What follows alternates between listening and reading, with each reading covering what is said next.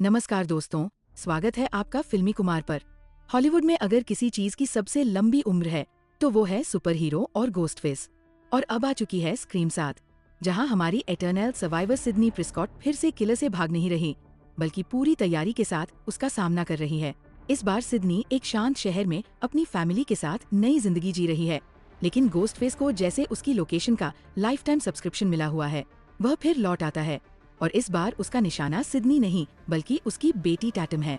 यानी किलर भी अब जेनरेशन अपग्रेड कर चुका है। सबसे बड़ा ट्विस्ट ये है कि गोस्टफेस खुद को टू मच बताता है, लेकिन आज के एआई और डीप फेक के दौर में कौन असली है और कौन नकली, ये खुद फिल्म भी सवाल बनाकर रखती है।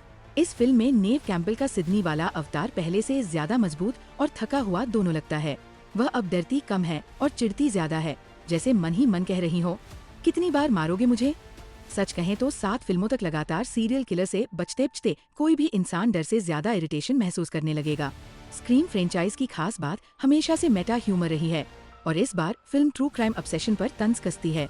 सिडनी अब सिर्फ सर्वाइवर नहीं बल्कि रियल लाइफ सेलिब्रिटी बन चुकी है। उसके जीवन पर फिल्में और किताबें बन चुकी हैं। लोग उसे पहचानते हैं, प्रैंक करते हैं और उसकी ट्रेजेडी को एंटरटेनमेंट बना चुके हैं। फिल्म इसी कल्चर को हल्के फुल्के लेकिन शार्प अंदाज में रोस्ट करती है। कास्टिंग की बात करें तो सिडनी की बेटी के रूप में इजाबेल में काफी बिलीवेबल लगती है, और माम बेटी का इमोशनल एंगल अच्छा काम करता है।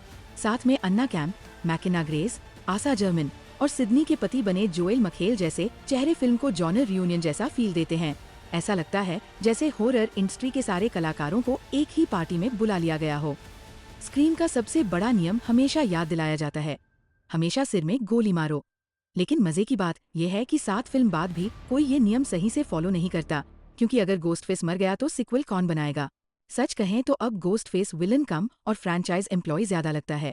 फिल्म का भावनात्मक पक्ष ये दिखाता है कि सिडनी को अपने पुराने ट्रॉमा का सामना करना पड़ता है, खासकर इसलिए क्योंकि उसकी बेटी अब उसी उम्र में है जिस उम्र में सिडनी पर पहला हमला हुआ था।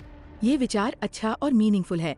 हालांकि फिल्म बीच बीच में डर को खुद ही मजाक में बदल देती है, और यही स्क्रीम की पहचान भी है। कुल मिलाकर अगर आप स्क्रीम के फैन हैं तो ये फिल्म आपको जरूर पसंद आएगी। अगर आपको स्लैशर फिल्में पसंद है तो भी ये मजेदार अनुभव है, और अगर आपको पूरी लॉजिक वाली फिल्म चाहिए तो थोड़ा एडजस्ट करना पड़ेगा।